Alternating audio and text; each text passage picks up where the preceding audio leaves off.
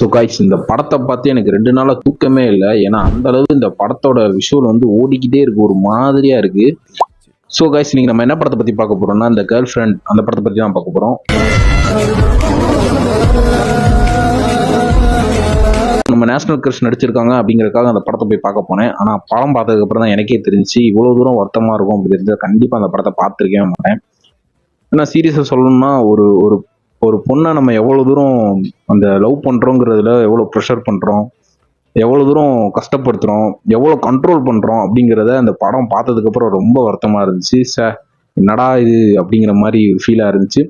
ஆனா எனக்கு தெரிஞ்சு இந்த படம் வந்து ரொம்ப ரொம்ப டிஃப்ரெண்டான ஒரு மூவி. ஸோ தயவு செஞ்சு உங்க உங்க ஃப்ரெண்ட்ஸ் யாரும் லவ் பண்றாங்கன்னா அவங்க தயவு செஞ்சு இந்த படத்தை பார்க்க சொல்லுங்க. ஏன்னா அவ்வளோ கருத்து உள்ள வச்சிருக்கானுங்க.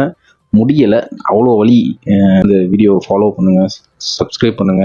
தேங்க்யூ, பாய்.